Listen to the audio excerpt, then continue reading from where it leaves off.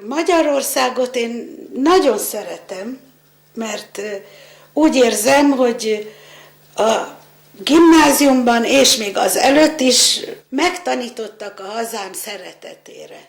Magyarországot én ma nem érzem hazámnak, én itt születtem, és szeretem ezt a tájat, az irodalom és a biológia, meg a kirándulások során megtanítottak a hazaszeretetre, és én úgy érzem, hogy nekem Magyarország semmi rosszat nem tett. Nagyon sok rossz ember sok rosszat tett, de mint Magyarország nem tehet róla. Ami volt, sokan igyekszenek kijavítani, remélem majd sikerül is, sok rossz történt, de én nagyon sok szépre is emlékezem, ami itt történt velem.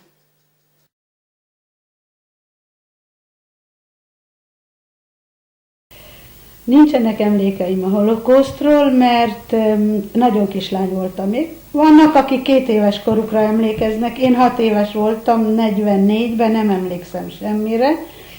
Amire emlékszem, az inkább a mesék, a fényképek utániak, meg egyáltalán.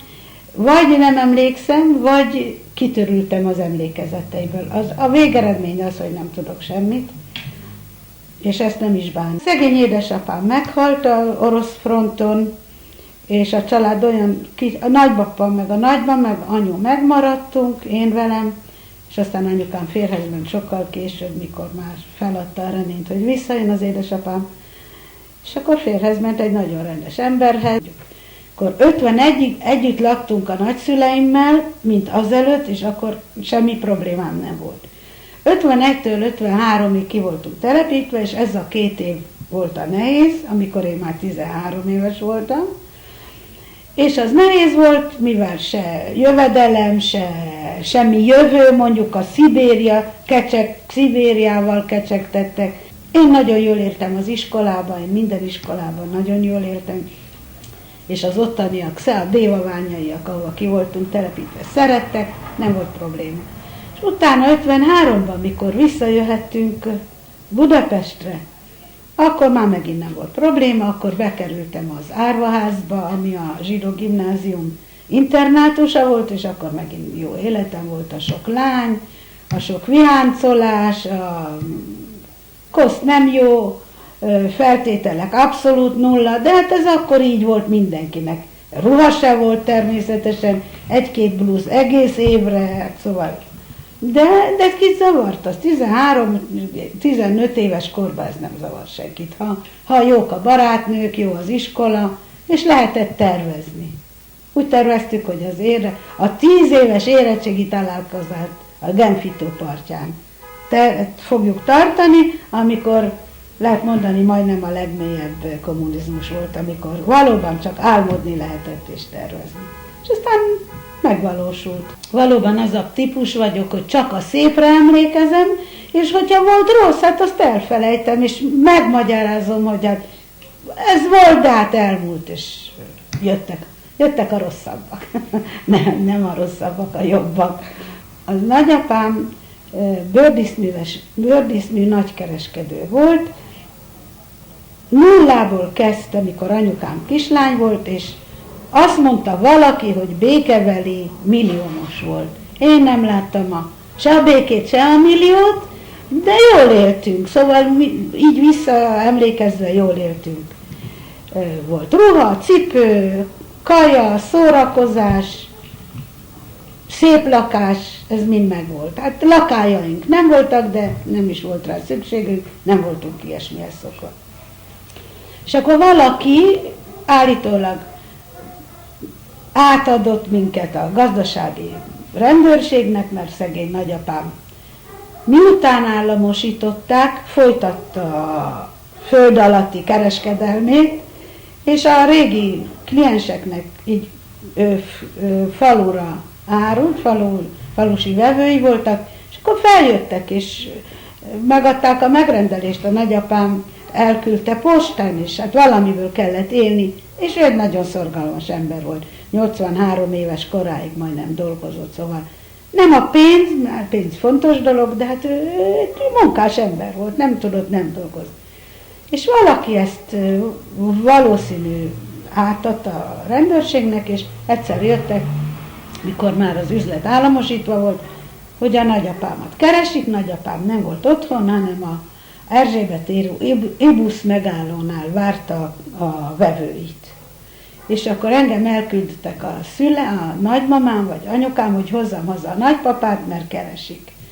Hát remélték, hogy majd én meg fogom tudni mondani, hogy azért vigyázni kell, mert ilyenkor voltak a zsebébe a megrendelések, és hogy az ne legyen ott. De én nem találtam a nagypapámat, és ez elég nagy baj volt, mert vajon mi lesz a zsebébe? Nem fogják szégyelni magukat a rendőrök átkutatni a zsebét. De azért ezt nagypapám hazajött, és ezt megúsztuk, szóval nem volt különösebb baj. Az én 5 forintos gyűjteményemet elvitték, mert volt persze házkutatás, hát nagyon nagy bűnözők voltunk. Nekem volt egy csomó 5 forintosom, azt elvitték, és nem tudom még mit, nem találtak semmit, és a nagyapámot bevitték a rendőrségre, aki már idős ember volt, és aztán egy néhány óra múlva hazaengedték, és nem volt következménye. A következménye a kitelepítés volt, úgy véltük. Szóval vagy azért, mert valaki átadta őt, vagy azért, mert kellett a lakásunk valakinek, természetesen soha nem magyarázták meg, és mi nem is kérdeztük, hát volt kivel beszélni abban az időben, és akkor kitelepítettek. A szüleimet, szóval úgy hívom a mostohapámat, hogy a szüleim, meg a nagyszüleim, meg én ki lettünk telepítve Dévaványára, és aztán egy rövid időn belül szerencsénkre, mert 5-en voltunk egy kis szobával, konyha nélkül, minden nélkül, nagyon rendes emberekhez, paraszt emberekhez, de hát ők is bajba voltak, mi is. 5 ember egy szobával, azért egy kicsit sok, 3 generáció, és akkor a nagyszüleim sikerült, hogy bekerüljenek a nyíregyházi zsidó algokházába, és akkor maradtunk csak 3-an, és azt átvészteltük valahol. Épp bőrrel, épp kézzel, lábbal, mert szóval a szüleim ideg állapota nem volt jó. Nem bolondultak meg, de talán ez lett volna normális, ha megbolondulnak. Mert se munka, se jövő, a múlt az nem érdekes. A múlt az, ami idehozta őket. A jelen semmi, a jövő még ennél sokkal rosszabb, még az Sztálin korszak volt, de megúsztuk, ezt is megúsztuk. A Somogyi Béla út 5, ami a Dianaház aránylag modern lakás volt, 30 valamennyibe építették, szóval nem az utolsó kiadás, és ez már ilyenkor 51-et írtunk, de nagyon szép lakás volt 2 hálószoba, egy nagy ebédlő, egy olyan belépő, meg volt még konyha, meg cselédszoba is, amit én kaptam volna meg, ha ott maradunk. Már arról beszéltek, hogy ez lesz az én szobám. És nagyon büszke lettem volna, hogy külön szobám van, de hát ezt már nem értük meg, mert akkor elvittek minket is. Szóval a lakás szép volt, központi fűtéssel, meleg vízzel, ami akkor Pesten azért nem volt mindennapi, de szép volt, tiszta volt, rendes volt, de ez csak volt, mert valószínű túl szép volt ahhoz, hogy egy ilyen szörnyű nagy kapitalisták, mint a nagyapám volt, hogy legyenek egy ilyen lakás. A nagyapámnak volt félretett pénze, és ő adott nekünk minden hónapban, szóval akkor a gyerekek nem voltak beavatva ezekbe a pénzügyi dolgokba, de a nagyapám nagyon ügyes ember volt, és nem költekezett, és legegyszerűbb módon élt a család. Emlékszem, hogy kellett volna egy új kosztüm a nagyapámnak, és ő sohasem akart új kosztümöt, és a nagymamám azt mondta, úgy érjek én, hogy te csináltatsz magadnak egy új kosztümöt. Tehát a nagymama már megesküdött az életére, akkor kellett, hogy a nagypapa csináltasson egy új kosztümöt. Szóval nagyon egyszerű ember volt, és nagyon jól tudta, hogy hol kell spórolni, és hogy kell spórolni, és annyi pénzt félre tudott tenni már a háború utántól, mondjuk 45-től 51-ig, hogy meg is éltünk normálisan, és félre is lett téve annyi pénz, hogy ezt a 2 évet valahogy átvészeltük. Őnekik nem kellett annyi pénz, mivel ők agokházával laktak, meg volt a koszt, meg a lakás. Mi nekünk több kellett volna, hogy mennyit kaptunk, nem tudom, éhezni nem éheztünk, azt tudom. De voltak napok, mikor ettünk borsólevest borsófőzelékkel. De ez nem vicc, komolyan. Az volt a kosztümebéd, így hívta az apám. Kosztümebéd, de hát az jól van megfőzve, nem maradunk éhesen.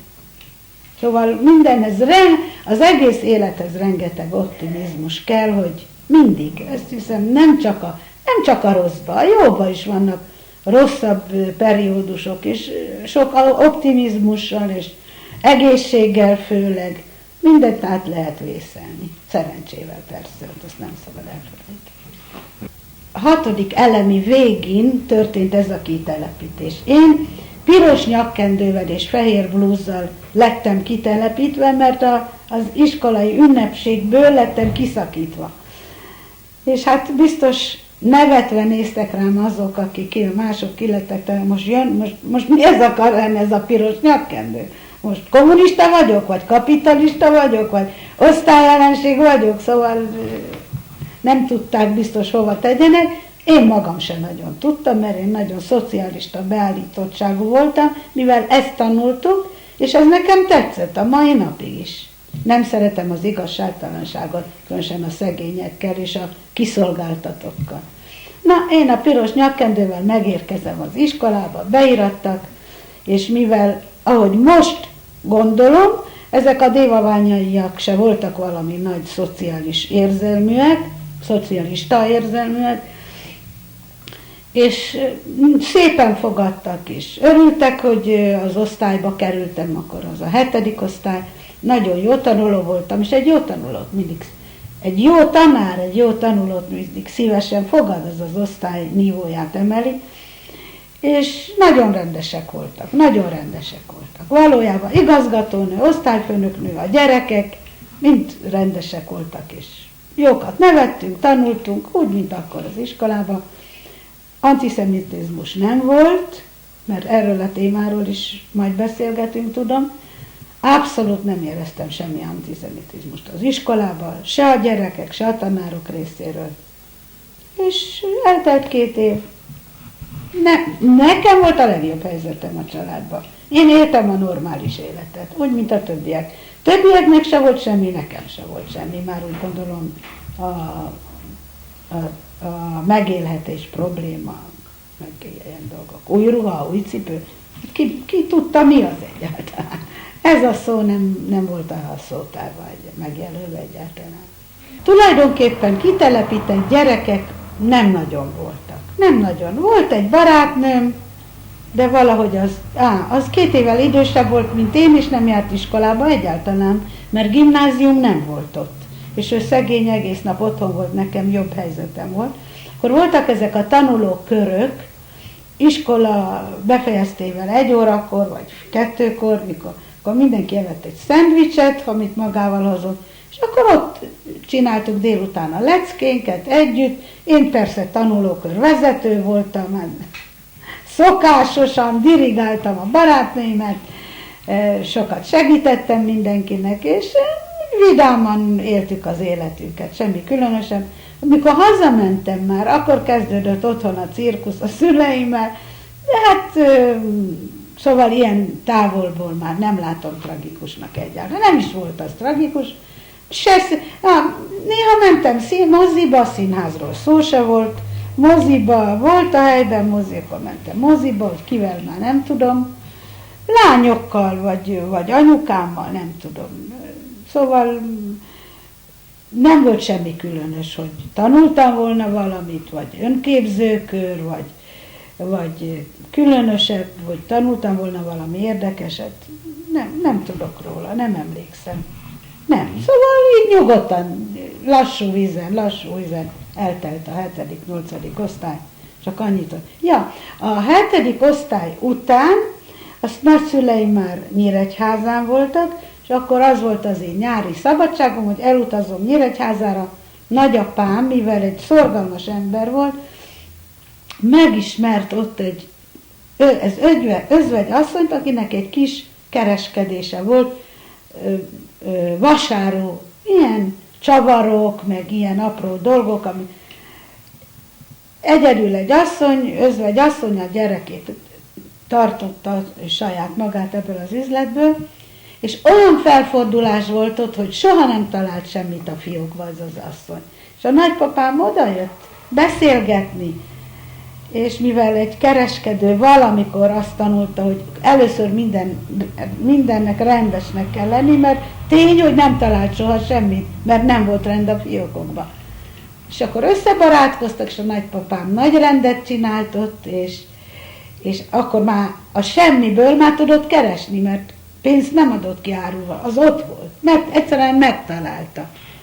És ez a hölgy nagyon hálás volt a nagypapámnak, és azon kívül a nagypapám egy nagyon aranyos ember volt, és biztos beszélt arról, hogy az unokája jönne, de nincs hol aludjon, hát az agókházában nem aludhattam, és akkor ez a hölgy mondta, hát csak hozd hozzám, van egy ugyanannyi időskorú kislány, mint a te unokád, és majd ők barátkoznak a nyáron, és tényleg elmentem Nyíregyházára, és nagyon jó volt, és ott már aztán voltak barátok, és egy nap, nem tudom mennyi idő után, Marika, csomagolj, kell hazamenni. Mi történt? Kerestek téged, a rendőrség keresett engem. Már voltam 13 éves. Engem a rendőr, hát mert ki voltam telepítve, és nem lett volna szabad elhagyni Dévaványát. De hát én elhagytam, és ott voltam Nyíregyházán. De hát engem keresett a rendőrség. Jó Isten, gyorsan összecsomagolni, és valami ismerős ottan engem hazavitt vonaton Dévaványára, megérkeztem. Végül kiderült, hogy az a bizonyos rendőr kereste a barátnőjét, aki nem tudta pontosan, hogy melyik házban lakik, és kereste a Marikát, és én voltam a Marika. De ő a barátnőjét kereste. De hát mi meg voltunk ijedve, hát szörnyű bűnünk volt. Elhagytam Dévaványát, engedem, és gyorsan és így vége lett a nyári szórakozásomnak, de hát ebből baj nem lett. Ez is egy olyan kis anekdóta ezekből a szép évek. Csak arra emlékszem, hogy nagyon pozitív volt körülöttem az atmoszféra. Senki egy rossz szót, se én rám, se a szüleimre nem szólt.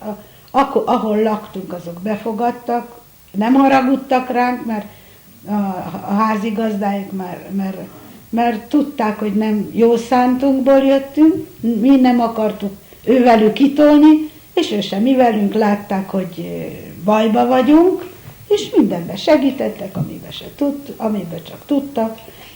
Ahol laktam, szüleimmel, ott is 3 generáció élt együtt, annak idején ez volt a divat, a Kulák bácsi a feleségével, az egyszem lányával, aki egy nagyon szép nő volt, még a nagymama is nagyon szép nő volt, és ez a lány már anyja volt 3 kisgyereknek. És ott volt a papa és a fiatal, aki mondjuk jobban illett korba a nagymamához, mint a feleségéhez, tehát ilyen is van. És nagyon édes gyerekek, olyan édes gyerekek voltak, hát egy kis lány 13-15 éves korban persze imádtam a gyerekeket, mosdattam őket, fürdettem, egyszer, most már nem is tudom melyik, azt hiszem a középső kislány tüdőgyulladást kapott, tehát akkor az szörnyű betegség volt. És nem akart enni, és már csontvaáz volt, és én mentem be hozzá, és morzsákat adtam a szájába, mert vettek neki egy zsömlét, és azt etettem őt a morzsával, és hál' Isten magához jött, de aztán 53-ban, miután hazakerültünk, már semmi kapcsolatunk nem volt vele, és ezt sajnálom, mert hát ez egy nagyon szép kapcsolat volt, de hát akkor mindenki szaladt az élet után, és a megélhetés után, és nem volt private-om, hogy szaladgáljak Dévaványára ezeket a nagyon rendes embereket meglátogatni. Nagyon, nagyon jó rendesek voltak mi velem.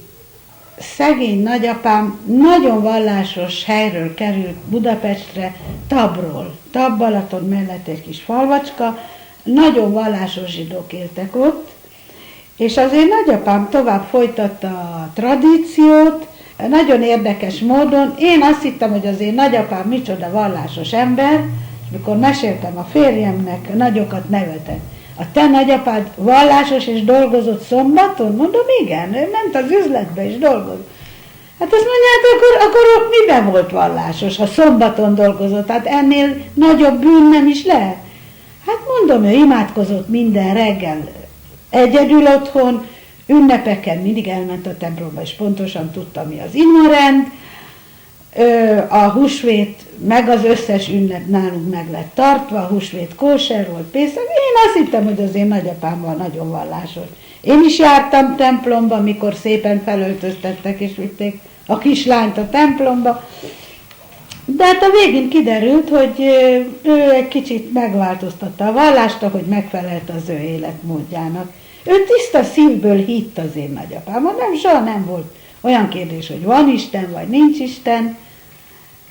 Természetes, hogy volt, és természetes, hogy az ünnep, és természetes, hogy új ruha, meg új cipőkkel, és az nekünk nagyon jó volt úgy, ahogy volt. Jártunk a dohánytemplomba, ott laktunk nagyon közel a dohánytemplomhoz, jártunk a dohánytemplomba, volt ülőhelye mindenkinek, azt előre meg kellett vásárolni. Szóval én abba az illúzióba éltem, hogy az én családom vallásos. Én írtam szombaton, és utaztam, és mindent csináltam, amit nem lett volna szabad, de hát azt a nagyapám megengedte. Hát ha ő dolgozott, én miért nem. És akkor ez volt a kitelepítésig, hát ott nem is emlékszem, volt ott a zsidók összejöttek, helyi zsidóság, nem tudom, hogy volt-e, nem emlékszem rá, de ezek a kitelepítek között nem volt sok zsidó, mert inkább a grófokat, meg a bárókat, meg az arisztokratákat, meg volt katonatiszteket telepítették ki. Sok zsidó nem volt, de így összejöttek, azt hiszem, így ünnepeken, és imádkoztak. Mostoha apám is nagyon szeretett imádkozni, szerette a liturgiát, nagyon jó hangja volt. És mikor visszakerültünk a kitelepítésből, akkor kerültem a zsidó gimnáziumba, mert már soha nem vettek fel sehova. Akkor mentem a zsidó gimnáziumba, és a zsidó gimnázium internátusába, mert akkor még a szüleim ki voltak telepítve. Mikor kezdtem az első gimnáziumot, akkor lett ez a kitelepítés feloldva, és ők laktak Vecsésen, aztán Budaörsön, én maradtam a zsidó gimnázium internátusába, Pest egyik leggyönyörűbb helyén, a Déli Báb utca és a Aréna út sarkán, egy gyönyörű kastély lehet mondani, ami most szálloda, és mindig amikor arra megyek, kiesik a szemem, mert én ott nagyon jól éreztem magam, gyönyörű hely volt, hogy nem volt meleg víz télen, és hogy nem volt fűtés alig. Hát ez egy olyan normális dolog volt. És a zsidó gimnázium meg remek iskola volt, csodálatos, zsidó tanárok voltak, minden szakmát zsidók tanítottak, ellentétben Antwerpenben, mikor éltem, a zsidó iskolában legtöbbnyire helybeli tanárok voltak, csak a Hébert és a franciát tanították zsidók. A Héber szakmákat, történelem, meg Biblia, ezt zsidók tanították, és a franciát is, francia nyelvet is. A többit mind helybeli keresztény tanárok tanították. Az én iskolámban csak zsidó tanárok voltak, és egyik csodálatosabb volt, mint a másik.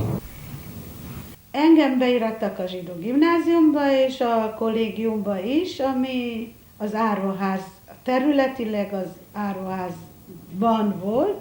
A kislányok, az árvalányok laktak az első-második emeleten, a nagylányok, mi voltunk a nagylányok a felső emeleten, és nálunk nem volt olyan szigorúság, mint a kicsiknél, a kicsiknek minden lépését lesték, hát kellett is irányítani őket. Minket nem irányítottak, ugyan volt egy felügyelőnünk, vagy nem tudom minek nevezzem, az Aranka nénit, ő vigyázott a nagylányokra, mi egyedül takarítottuk és tartottuk rendbe a mi helységünket. Az egy nagyon nagy szoba volt, hogy hányan laktunk, nem is emlékszem, valami 10 vagy 12-en, semmi luxus, csak ágy, és mindenkinek volt valami kis szekrénye, de nem a szobában, hanem a fürdőszoba mellett, ahol bőven folyt a hideg víz, meleg víz soha, és ezen a magyar klímán azért nem ártott volna egy kis meleg víz.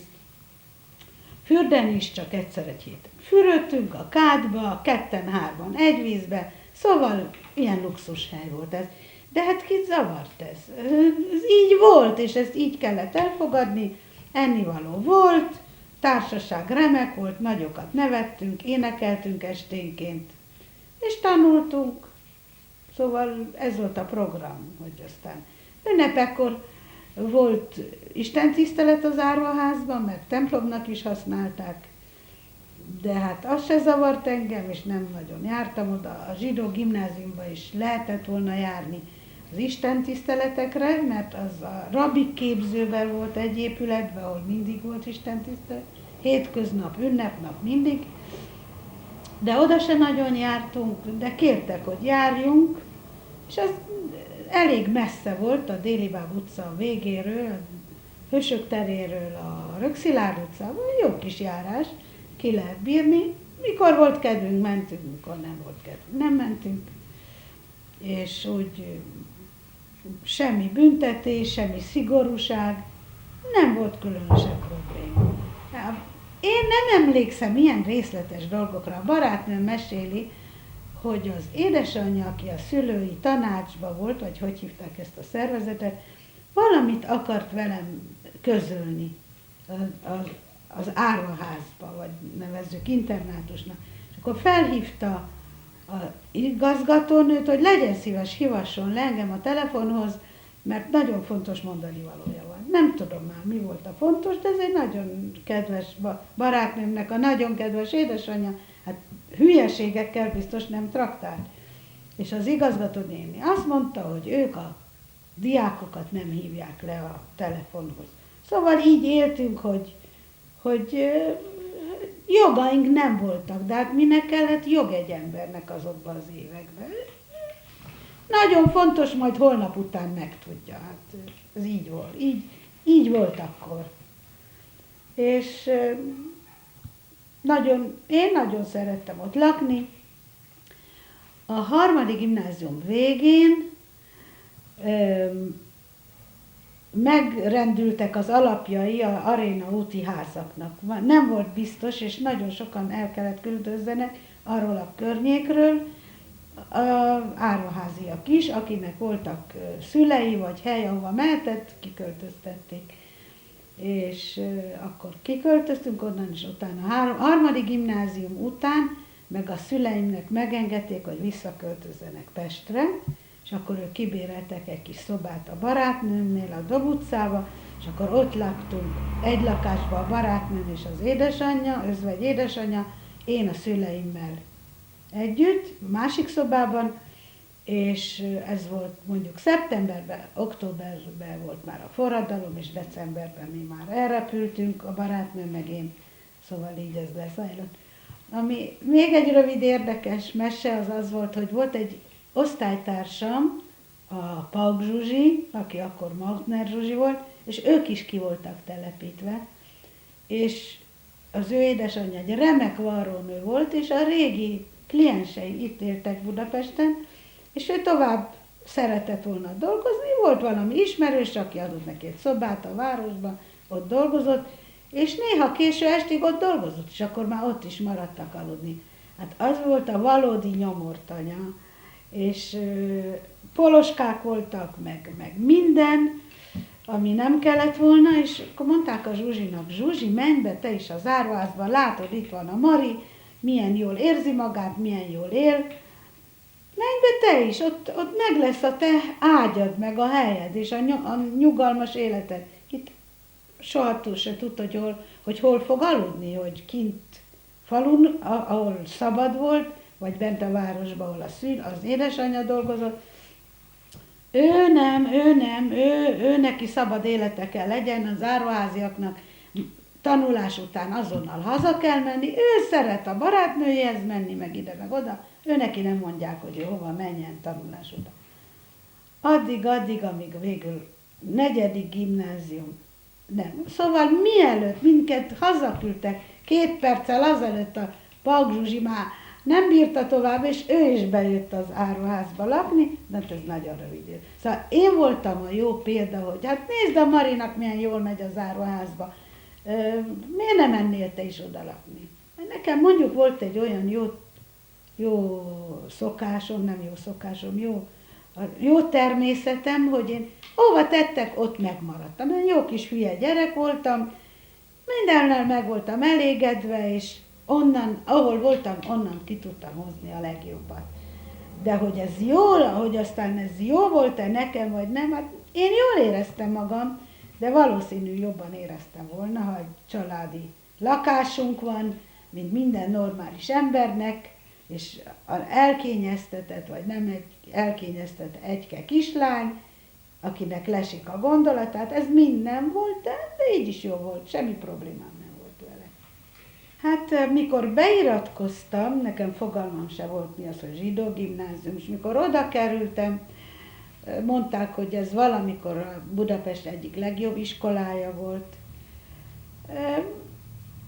Remek tanáraink voltak, remek, azt el nem lehet mondani öreg fejjel is, hogy ma azt mondják, a tanár az életre, egy egész életre.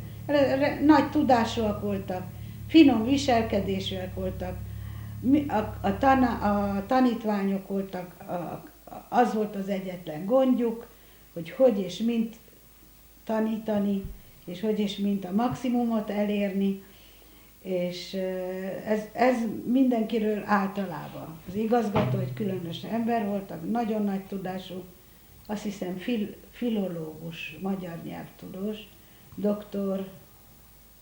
Zsoldos Jenő. A mi osztályfőnökünk Szóbel Margit, akit Manci néninek hívtunk, ő magyar tanárnő volt és orosz. Nagyon nagy tudású és nagyon érdekesen tudta előadni az anyagot.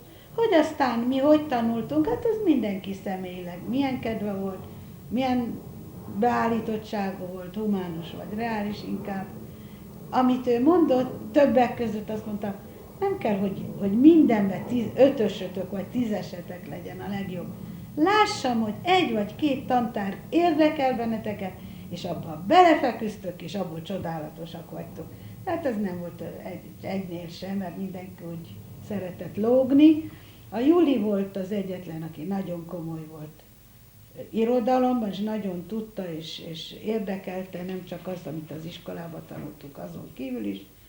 A többiek csak olyan közepesek voltunk. Mondjuk jó tanulók lehettünk, de nem voltak olyan, hogy érdekelt volna, és akkor utána jártunk volna, és különöstől nem. A Riger tanár úr volt valóban egy különlegesség, aki már nagyon idős ember volt. Nem tudom megmondani mennyi, mert akkor mi voltunk 15-18 évesek, akkor egy 50 éves már nagyon öreg volt, de lehet, hogy én szerintem ő már jóval nyugdíjas túlon volt. Olyan kék szeme volt, mint egy babának, de mondom, nem a kék szemét néztük, csak mondjuk az az érdekesség, hogy egy olyan tudós és olyan tanár, mint ő, úgy nézett a szeme, mint egy bébi, világos kék Neferenc szeme volt, de lehet, hogy a bölcsessége a szeméből sugárzott ki, és ezért volt olyan különleges. Őnála a matematika óra lassú vizeken folyt, nem rohant, nem sietett, más 2-szer annyi adagot adott volna le annyi idő alatt. Nagyon türelmes és okos ember volt, és egy remek tanár. Hát már mindent tudott, amit kellett tudni egy matematika tanárnak, az anyagot, a tanítási módot, és egy türelmes ember volt azon kívül. Lassan magyarázott, mindenkinek legyen érthető, és 2-szer elmagyarázta ugyanazt, lassan, és akkor megkérdezte, hogy mindenki értette, és aki nem értett valamit, az jelentkezzen, mert ő elmagyaráz még egyszer és még egyszer. Avval együtt voltak rossz tanulók, matematikában meg jó tanulók, szóval a szisztéma remek volt, hát az ész az olyan dolog, hogy azt nem tudott adni, csak az anyagot tudta. Akinek nem volt esze matematikához, az nem tudta tovább se. De lehet, hogy a általános színvonal magasabb volt, mivel ő tanított, ezt nem vizsgáltam meg soha. Hát a Manci néni az egy külön típus volt, az is nagyon okos nő volt, és nagyon tudott előadni. Voltak jobban sikerült órái, voltak unalmasabbak is, de az unalmasabbak is érdekesek voltak. Szóval önála nem volt mínusz, önála csak plusz volt. Nagyon szerettük, volt, aki kevésbé szerette, volt, mindegyik szigorú volt. Nem volt olyan, hogy na most csinálhatsz, amit akarsz. Nem.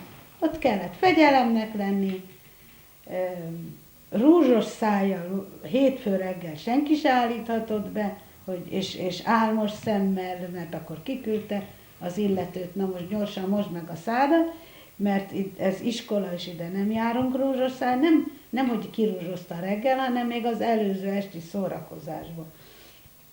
És mindig rendesnek kellett lenni, és tisztának, és odafigyelni, és úgy, mint ahogy az elő van írva a nagykönyvbe. Hát ez nem mindig sikerül, de ők megkövetelték. Moziba se volt szabad menni az esti előadásra, csak a délutánira. Hát már azt hiszem, az már egy kicsit túlzás volt, de a vallásban is úgy van, hogy nagyon sokat követel a vallás, mert az emberek úgyse tartják meg, csak a 75%. Hát így az iskolában is sokat követelnek, ami lesz, az is tiszta haszon. Hát a 100%-ot úgyse adja senki. Se tananyagban, se fegyelemben.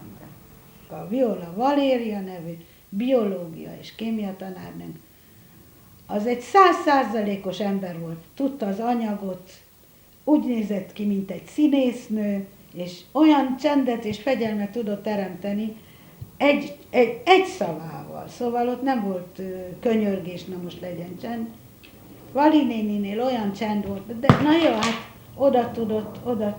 úgy tudott előadni, hogy az embereknek muszáj volt odafigyelni.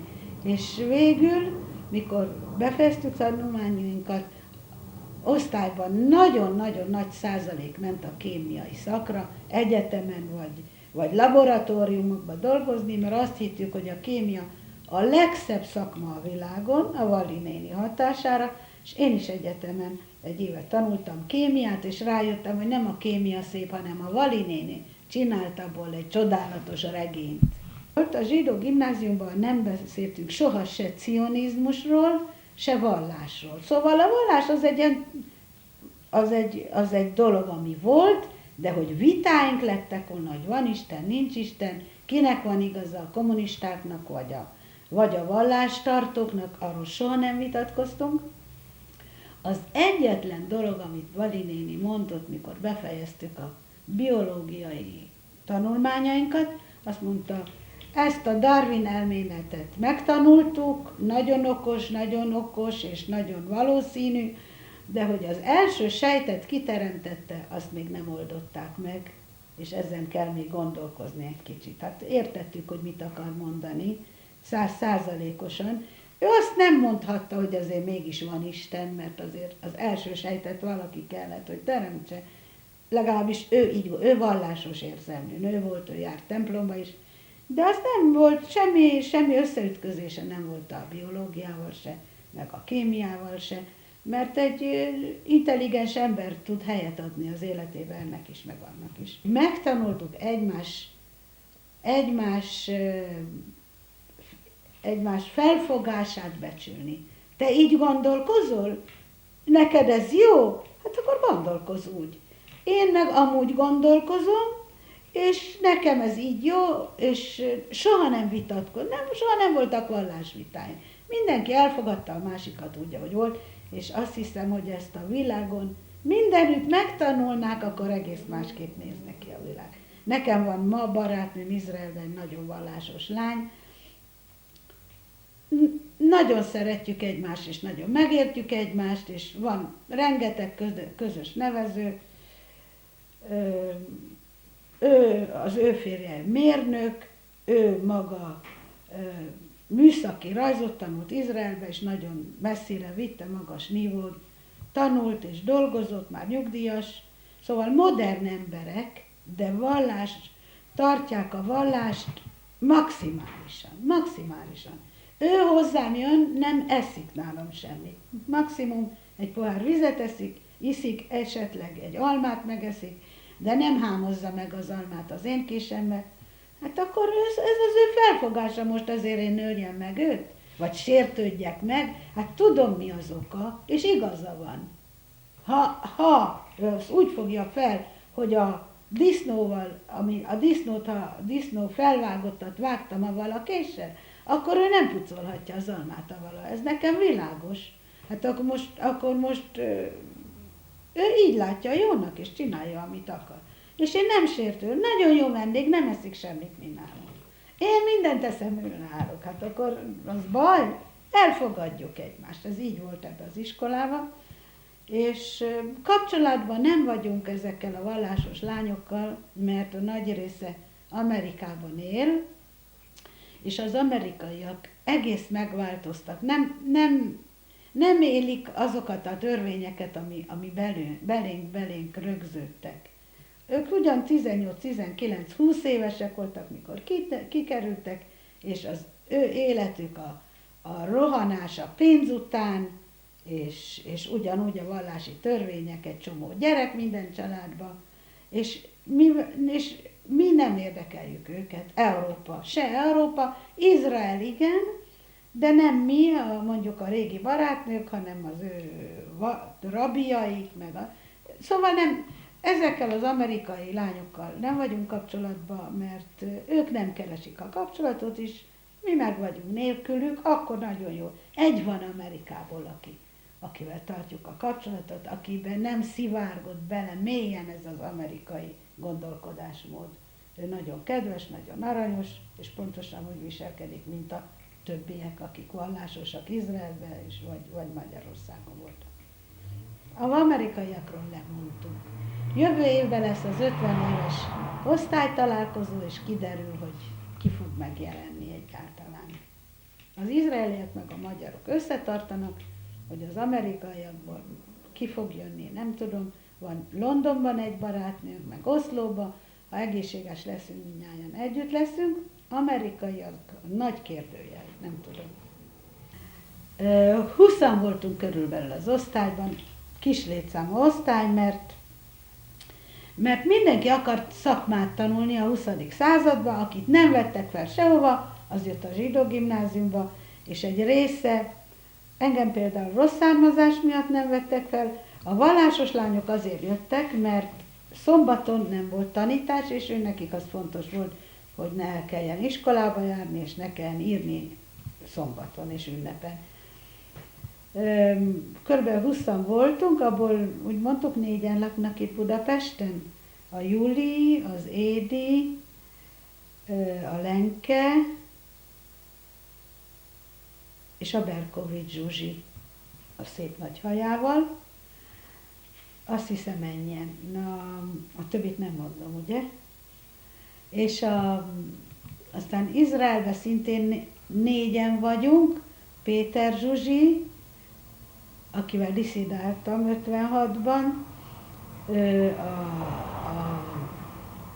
Polák Eta, aki ez a vallásos lány, és messzire jutott szakmailag, és én, és még egy lány, aki szegény, beteg lett nagyon fiatalon, és Agok házában van már talán 40 éves kora óta, mert az egészsége miatt nem tud normális életet élni. Ott vagyunk 4-en, itt Pesten 4-en, és az 8. 2 sajnos meghaltak az utóbbi 2 vagy 3 évben, és a többiek Amerikában. Ja, nem, bocsánat.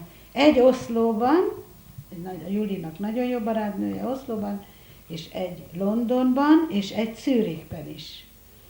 Az oszlói közepe, ő a neológ, akit mondjuk oda tennék, a Pauk Zsuzsi nem vallásos, és a Zürichi nagyon vallásos. Ő egy rabinak volt a lánya, és ő mélyen benne van a vallásosság.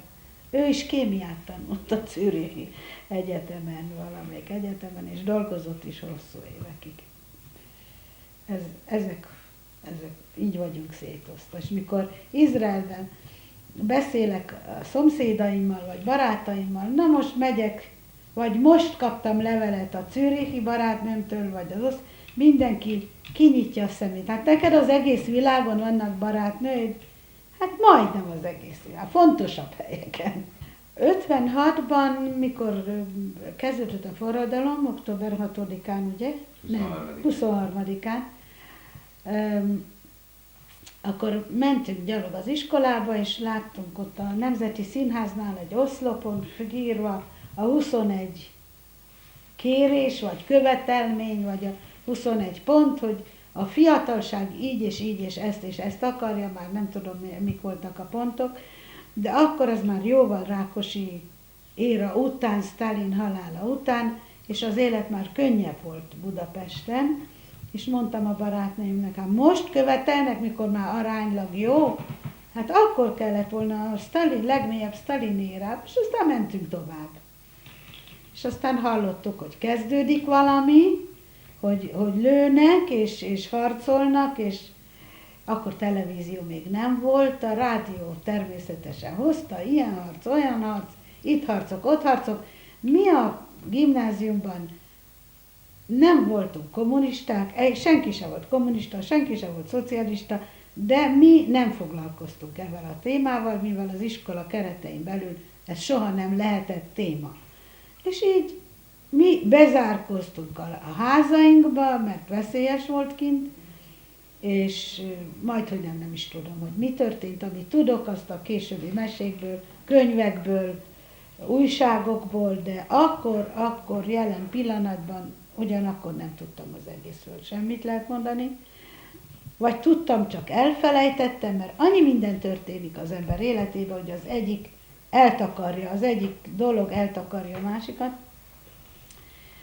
Arra emlékszem, hogy sorba álltunk kenyérért, és az már akkor volt, mikor már az oroszok kezdtek visszajönni a határokról, vagy a keleti határól, és az emberek pánikba voltak, és beszélték ott a sorbaállásról, jaj, jönnek az oroszok, és ez lesz, és a Szibéria és társai, és akkor már sokan beszéltek arról is, hogy hát innen el kell menni, mert az oroszok jönnek, akkor eddig rossz volt, de ezután még sokkal rosszabb lesz. És akkor már sokan beszéltek arról, hogy vannak ismerőseik, akik tudnak segíteni, és akkor kaptunk egy címet a barátnőmmel, mert akkor egy lakásban laktunk a barátnőm meg én, a Péter Zsuzsi, és ők kaptak egy címet, hogy Sopron melletti Tanyán él egy család, ahol a férfi segít átmenni a másik oldalra, Ausztriába. Akkor fogtuk magunkat, beszéltünk a szüleinkkel, a Zsuzsi az édesanyjával, én a apámmal, mamámmal, hogy bizony mi menni akarunk, mert mindenki megy, és nem kellett megokolni miért, nyilvánvaló volt. És tényleg mentünk, kaptunk valahonnan egy kevés pénzt, mert persze ez pénzbe került ez az idegenvezető, akinek sikerülnie kellett átvinni minket a másik oldalra, és valahonnan kunyeráltak a szüleinek is pénzt, senkinek nem volt pénze, kis pénzről volt szó. Akkor felültünk a vonatra, elkerültünk Sopronba. Akkor gyorsan Sopronból haza kellett menni, bementünk a zsidó hitközségre, mert Sopronban nem voltak ismerősünk, csak a falura. De mondták nekünk előre, hogy ne forogjatok a városban, mert idegen emberek nyilvánvaló, hogy mind diszidálni akarnak, és akkor jönnek a rendőrök, és bevisznek. A legrövidebb időn belül keresetek valami helyet, a nappal, és aztán majd este mentek tovább. Akkor bementünk a zsidó hitközségre, hogy honnan tudtuk, nem tudom, de nem tudhattuk, valaki segített. Akkor megmondta, az már félig üres volt, ott, mert már mindenki átment a másik oldalra. A rabi lakásába mondták, menjünk oda, feküdjünk le, és este, és majd éjszaka megyünk tovább. És valóban így is volt. A rabi lakásába az úgy nézett ki, mintha valami vész elől valaki menekült volna. Minden úgy nyitva, mint aki rohan kifele, a kenyér az asztalon, a szekrények nyitva, az ágy neme. Szóval azok fogták magukat, és azt mondom, na, most megyünk is, már ott se voltak. És nem is tudom ki, hát meg kellett keresni ezt a tanyát. Talán a barátnőm, meg még valaki, elmentek nappal megkeresni a tanyát, tehát este nem lehet tanyát keresni. Azt elfelejtettem még mondani, hogy a vonaton hozzám csatlakozott még 2 gyerek az iskolából, hogy hova megyünk, és hát szépen lassan elmeséltük nekik, hogy hova megyünk, és van is címünk, hogy akkor ők jönnének velünk. És mondtuk, jó. Akkor még 2 idősebb ember, én úgy tudom, hogy a Dr. Roth, a zsidó a rabbi szeminárium igazgatója volt, felváltva a Dr. Scheiberrel. Ő is hozzánk csatlakozott, valami 3 óriási könyvvel a hóna alatt, és semmi más, és még egy valaki, aki egyedül otthagyta a feleségét Pesten, mert nem akart jönni vele, ő is velünk jött. Szóval 6-an voltunk, 2-en indultunk, útközben már 6-an lettünk, és akkor elmentünk a rabbi lakására estig, és este értünk valószínű a tanyáról, akkor beértünk a tanyába, persze minden gyalog, odaértünk a tanyába, akkor a tanyasiakhoz volt valami vendégük, és akkor nem volt szabad bemenjünk, mert a vendég nem volt szabad, tudja, hogy jönnek a diszidálók. Akkor betaszítottak minket valami kecskeolba, és a kecskék rettenetesen megijedtek, és tudod, hogy mit csinálnak a kecskék, mikor meg vannak ijedve, és mi akkorákat nevettünk, hát mintegy 18 éves mindenen, de hát ez valóban érdekes volt, és érdekes szituáció, és alig tudtuk magunkat visszatartani a szörnyű röhögéstől. Ez is elmúlt, a kecskék is megnyugodtak, mi is megnyugodtunk, és elmentek a vendégek, és akkor már bementünk a lakásba. Azt hiszem, kaptunk vacsorát, a barátnőm meg én egy ágyba, volt biztos 70 cm széles, és a többiek is valahogy, hogy majd az éjszaka közepén megyünk. Jó. 3-kor hajnalban a kelés, indultunk, hát volt egy táska a kezembe, a barátnőmnek is nem nehéz dolgokkal, mert tudtuk, hogy itt cipelni nem lesz kedvünk, és hát megyünk a nyugatra, hát ott a dollárok úgyis a fákon nőnek, hát mi kell nekünk. Na hát ezt persze egy percig se gondoltuk, mert mi úgy mentünk, hogy tudtunk róla, a Szabad Európa bemondta, hogy a magyar menekült gyerekeknek iskolákat nyitnak Ausztriában, és ez így is volt. Szóval mi nem a dollárokért mentünk, mi nem úgy lettünk nevelve. Mi munkára lettünk nevelve, elég nagy hülyeség, de hát ez már így volt. És akkor nagy nehezen elkeveredett a vezetőnk, 12 órát gyalogoltunk, akkor már az éjszakából nappal lett, és valahogy délbe átrohantunk a határon, a vezető megállított 10 méterrel a határ előtt, és mondta, most bújjuk el, és ő itt hagy minket, mert a határ ott van 10 méterre, ő nem megy át velünk a határon, az a felszántott csík, 10 méter széles, az a határ. Most, ha mi odaérünk a határhoz, ne álljunk meg, kezdjünk, mostantól kezdve rohanunk a határig, a határon át, 10 méter széles felszántott csík, és ha átmentünk rajta, nem álljunk meg, hogy most itt vagyunk a határon túl, tovább rohanni, ameddig csak bírunk. Hát ez így is volt.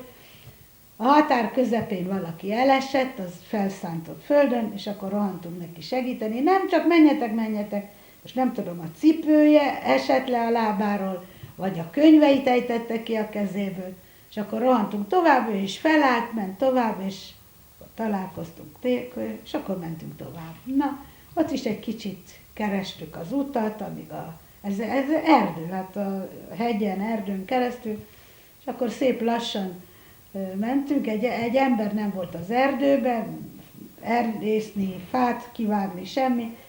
Kiderült, hogy ünnepnap van, és az érdekesség, az egyik jó vicces dolog az volt, hogy ki volt írva, Rauchen verboten. Na, hát mi nem cigarettáztunk, de az érdekes az volt, hogy az első szó a szabad nyugaton, amit találtunk, hogy tilos. Hát úgy láttuk, megtanultuk, hogy itt se szabad minden, de hát nyilvánvaló volt, hogy erdőben nem szabad cigarettázni, ahol a száraz fák vannak, csak Csak mondjuk ez egy olyan érdekesség, hogy mindenütt van tilos, nem szabad minden. És mentünk tovább, akkor láttuk jó messziről az ausztriai templomtornyot. Jobbra, balra, hát most merre menjünk. Persze nem voltunk 100% biztosak, hogy nem kerültünk vissza Magyarországra, mert akkor már mentünk. És akkor jó irányba mentünk, és ahova odaérkeztünk, már ott 2 vagy 3 autóbusz állt összeszedni a magyar menekülteket, és már mindenki ült, és mi halott fáradtak, nem adta át senki a helyét, hát még olyan öregek nem voltunk, olyan 18 évesek, de hát valahogy mentünk tovább, és akkor már valamilyen menekült táborban, nem Bécsbe, és nagyon jó volt, mert mindenki rohant, kaptak alvóhelyet, ilyen nagy szobákba, és mi mindig utolsónak, mi a barátnőmmel, a többiek elszélettek, szóval már nem voltunk hatan, csak a barátnőm meg én. Mi soha se rohantunk, nem akartunk tolakodni, de nagyon jól jártunk, mert kerültünk ennek a Eszterházi birtok, kiderült, hogy Eszterházi birtok volt, és a Verwalter, akinek nem tudom mi a neve magyarul, valami felügyelő féle, aki vezette a munkálatokat, annak a lakásába kaptunk egy szobát, 1 méter magas dunyha az ágyon, minden új, mert az oroszok akkor mentek onnan ki, talán 1,5 évvel azelőtt, és őnekik már annyit kerestek, hogy új lakás, új szoba, új dunyha, minden csupa új. A menekültek, akik rohantak előre, azok kaptak egy közös szobát a többi menekültek. Barátnőm meg én kaptunk egy csodálatos szobát, szóval megkaptuk a bérünket, hogy nem rohantuk is.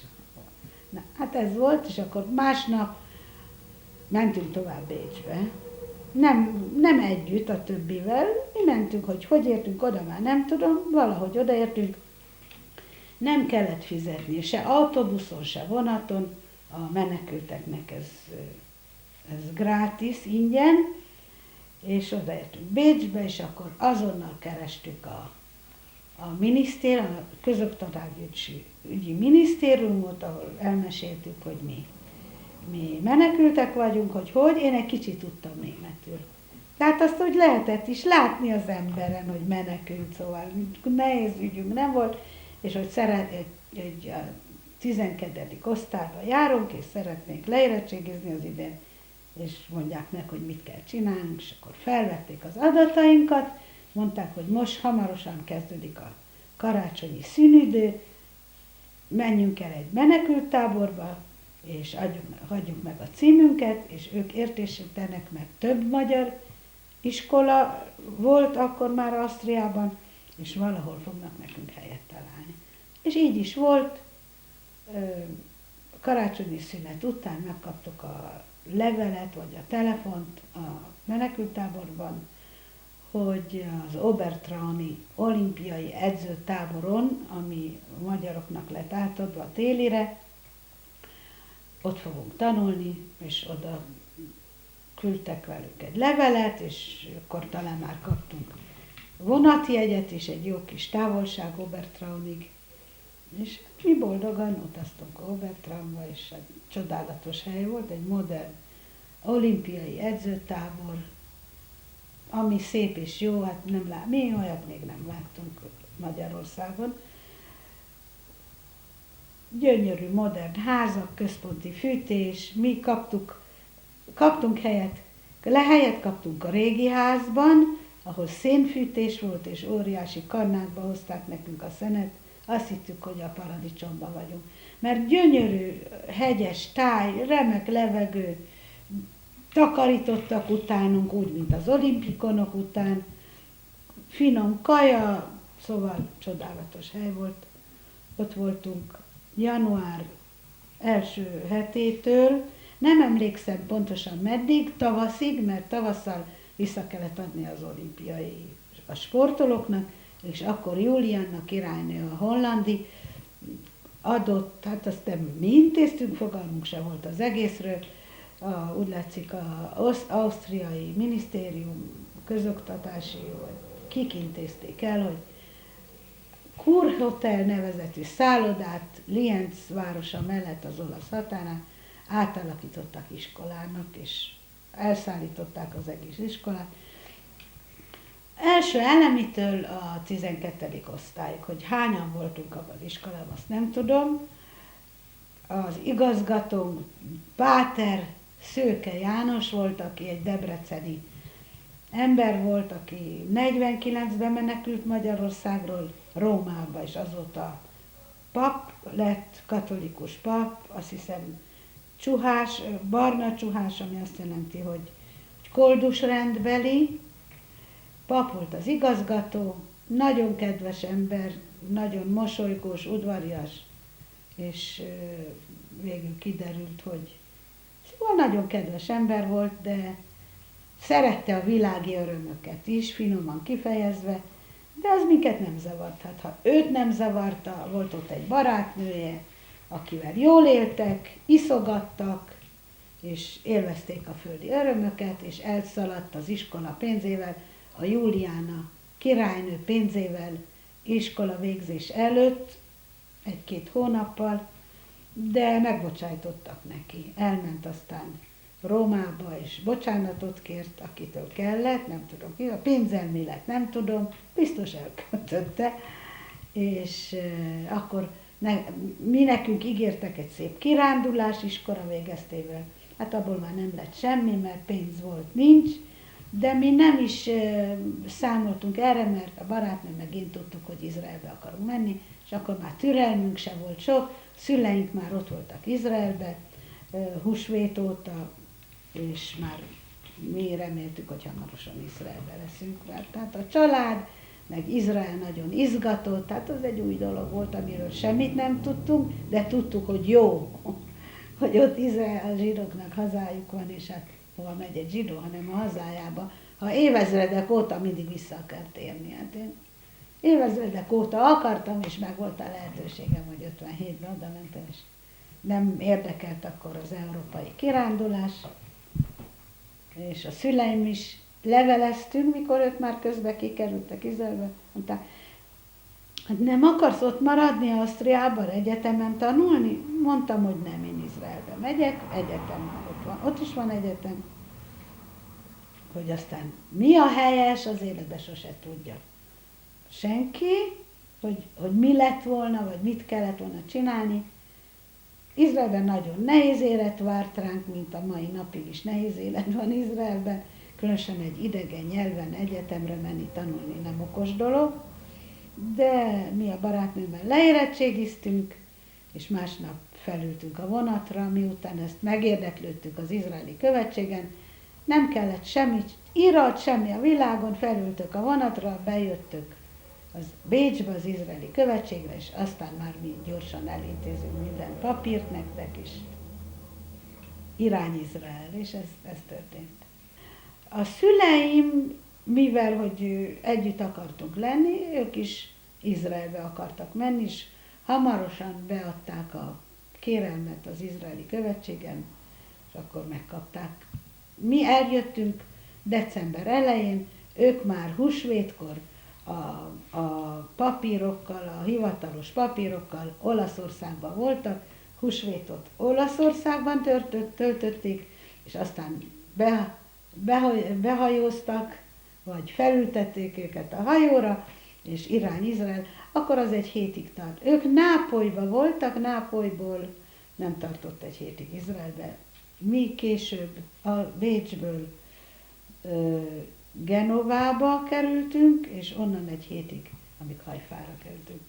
Remek út volt, mert akkor mi még először is izraeli hajó volt, ami nekünk gyönyörű nagy tengerjáró hajó, hát nem csónak, és nem vitorlás, egy gyönyörű, nagy, modern tengerjáró hajó, tele új bevándorlókkal, nem csak magyar, hanem akkor jött Lengyelországból rengeteg zsidó.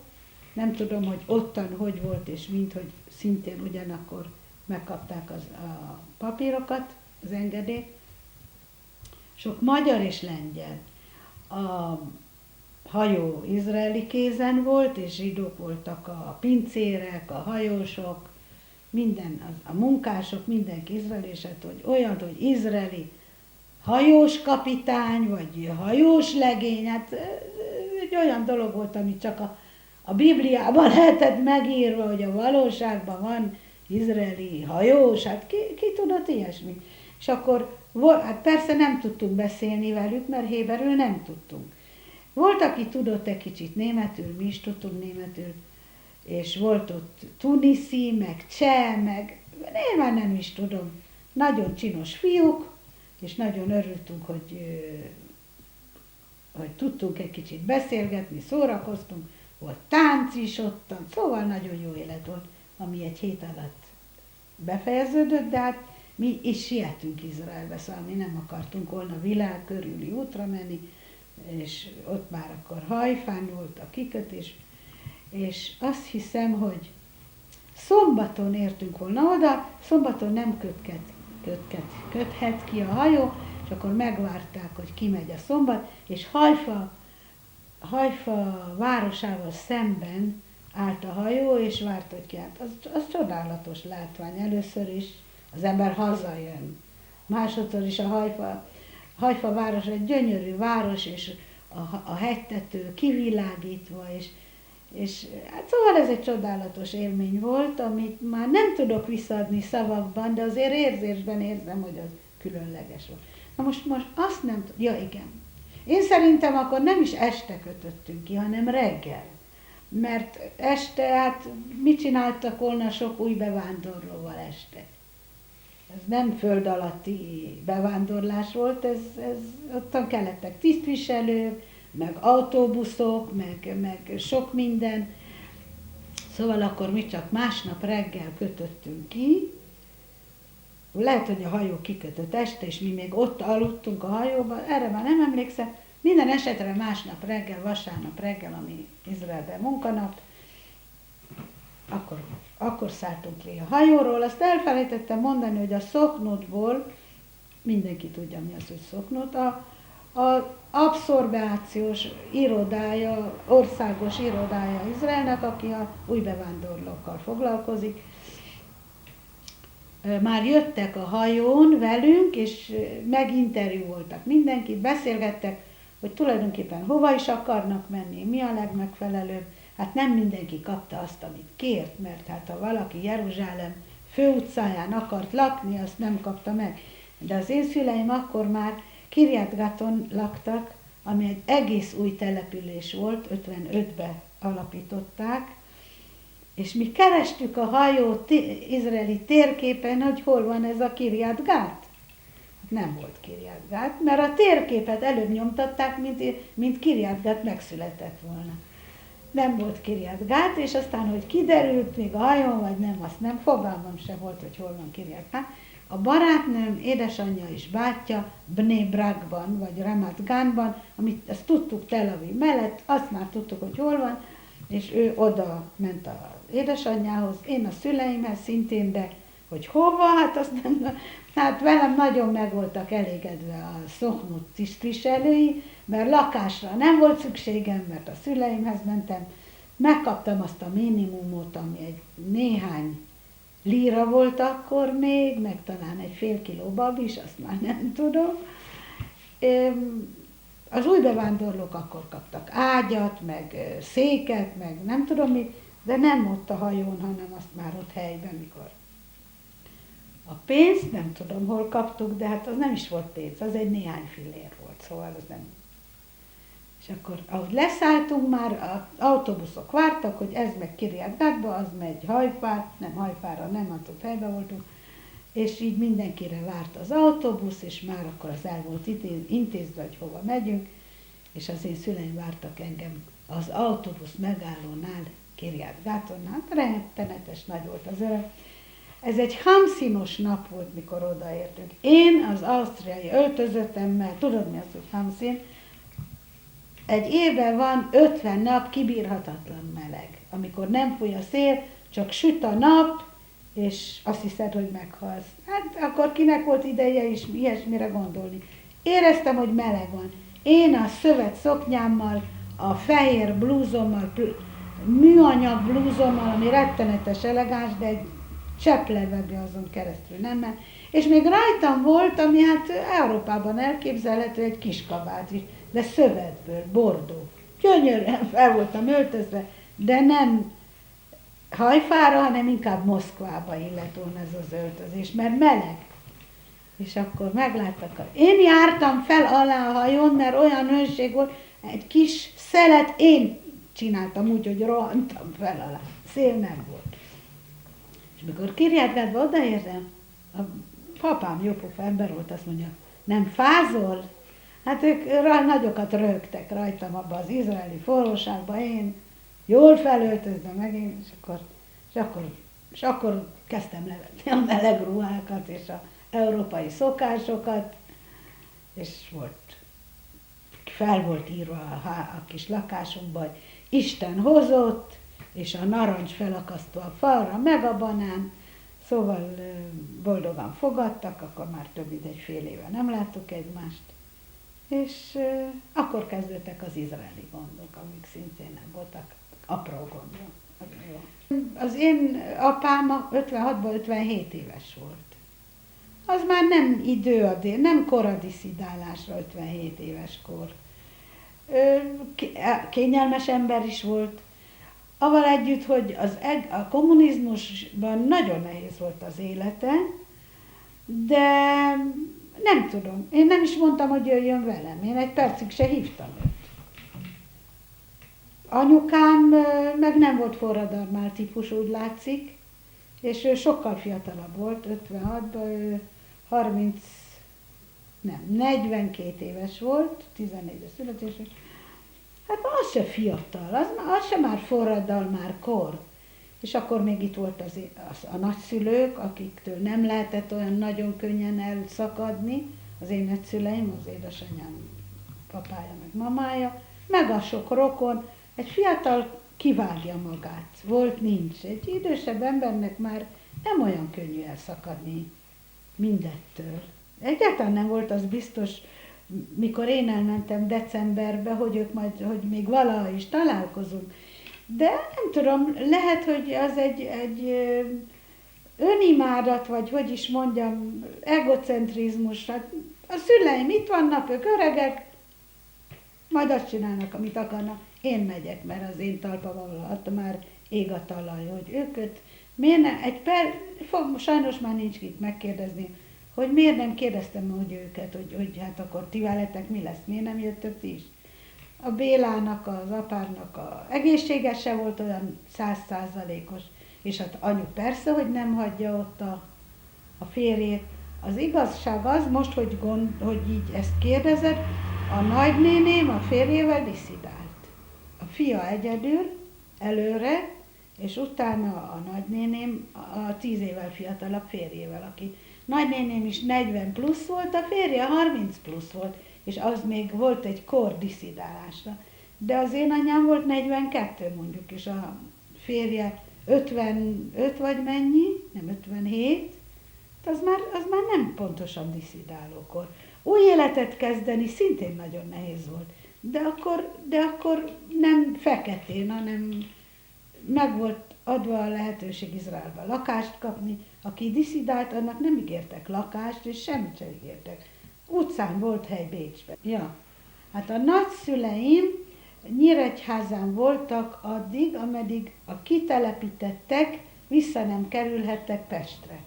És akkor is csak úgy, ha volt hova visszamenni. Az ő lakásokban természetesen már nem. A nagymamának volt egy húga, aki szívesen átadott egy szobát a nagymamának meg a nagypapának, és akkor ők visszajöttek a nagymamám húgához, volt egy albérleti szobájuk, nagyon jó helyen, nekik akkor többre nem is volt szükségük, mivel már mélyen nyugdíjasok voltak, és nem vihettek már nagy házat, és akkor ők visszakerültek Budapestre a nagymamám húgához, az Izabella utcába, és előbb, mint az én szüleim, mert az én szüleimnek nem volt kihez visszajönni. Akkor már 56 nyarán már akkor visszajöhettek, ha nem is volt kihez, nem feketén, kerestek valami albérleti szobát, és én segítettem nekik a barátnőmhöz bejutni, és ők meg oda jöttek vissza. De a nagyszüleim is visszajöttek még előbb, mint az én szüleim Budapestre. De ők nem vándoroltak ki? Nem, az én nagyszüleim. 56-ban a nagypapám 77 éves volt, és a nagymama hasonlóan, az már nehéz lett volna. Ha mi nekünk sikerült volna annyira megalapozni az életünket Izraelbe, és mondjuk, hogy gyertek, akkor talán ők is jöttek volna a készre, a biztosra, de ez nem volt. Mi nem hívtuk őket, hogy jöjjenek utánunk. Hát nem volt szép tőlünk az igazság szempontjából, de mi nekik semmit ígérni nem. A nagypapa meghalt 65-ben, mikor az én fiam 3 éves volt, és mert 65-ig nem lehetett visszajönni Magyarországra. Először pénz se. Senkinek nem volt pénze utazgatni. Másodszorban azt hiszem nem is nagyon lehetett volna, de talán lehetett volna, de pénz szempontjából nem jöttek. Anyukám sokat gondolkozott, hogy visszajön látogatóba, mert nagypapa már nagyon idős ember volt, hogy még láthassa az édesapját, és akkor volt egy olyan, hogy a mostohaapám húga nagyon szeretett volna jönni Magyarországról a bátyját meglátogatni, az én mostohaapámat, és mikor, hát 2 jegyre már nem telt, és akkor én akartam meggyőzni az anyukámat, hogy én szerintem te kell menjél először Magyarországra, mivel a te édesapád olyan öreg, hogy itt már sok évre nem számíthatunk, de a mostohaapám győzött, és az ő hozatta ki a húgát, és így a anyukám már nem is találkozott, és én sem találkoztam a nagypapámmal. Nagymamám 69-ben kijött látogatóba. A mamám már idős hölgy volt, és mint nyugdíjas jöhetett Magyarországra. Én akkor még nem voltam nyugdíjas csodák csodájára, vagy voltam vagy 30-40 éves, és engem nem engedtek. Sőt, még 81-be kerültünk Belgiumba a férjemmel és a lányommal. Onnan szerettünk volna autóval bejönni Magyarországra, nem engedtek be, mivel akkor izraeli útlevelem volt, és izraeli útlevéllel 81-ben nem lehetett jönni, mert nem volt diplomáciai kapcsolat Izrael és Magyarország között. A 6 napos háború óta, nem tudom mikor is, 84-ben jöhetünk először, szóval 67-től 84-ig nem jöhetünk, mert nem volt diplomáciai kapcsolat Izrael és Magyarország között. Nem számított, hogy én Belgiumban laktam, izraeli útlevéllel nem lehetett bejönni. De a kis emberek lettek büntetve, mert az én anyám már akkor már nem láthatta az édesapját, mert már később jutott eszébe, és én sem a nagymamát, csak egyszer, 69-ben, akit nagyon szerettem. Hát így volt. És már akkor lett volna annyi pénzem, hogy vehettem volna egy repülőjegyet. De mikor volt pénz a repülőjegyre, már nem volt diplomáciai kapcsolat. És mikor még volt diplomáciai kapcsolat, nem volt pénz a repülőjegyre. Így aztán az jött ki ebből, hogy nem láttuk egymást, csak egyszer vagy leveleztünk. A magyar posta, meg az izraeli posta sokat nyertek mi rajtunk. Minden héten ment a levél. De innen a Gellért-hegyről hát az valami csodás kilátás, és nagy örömmel nézem a gyönyörű templomtornyokat, meg a szép Vigadót, a fontosabb épületeket lehet látni, itt a parlament, aztán a Dunaparton menve ott a bazilika, és nagyon közel hozzá a Dohány utcai zsidó templom, a zsinagóga, amelletén laktam valamikor. Herzl Tivadar szomszédja voltam, de Herzl Tivadar már akkor nem élt, mikor én megszülettem, szóval így nem zavartuk egymást. Most én Jeruzsálemben lakom, és ott is a hegytetőn, egy szép új negyedben, ahonnan szintén nagyon szép a kilátás. Jeruzsálem tudva levőleg gyönyörű város, de azért én maradok Budapestnél, ha kérdezik, hogy melyik a szebb.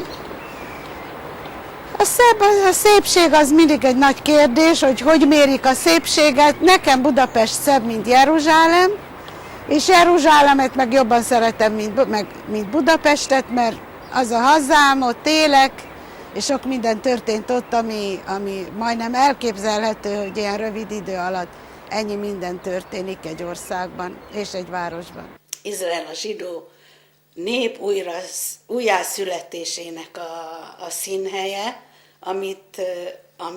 ami a zsidóság csak sok szeretettel és köszönettel tartozik a zsidó újjászületésnek, ami megtörtént, és nagyon sok szép dolog történt, és érdekes, és hősies dolog történt.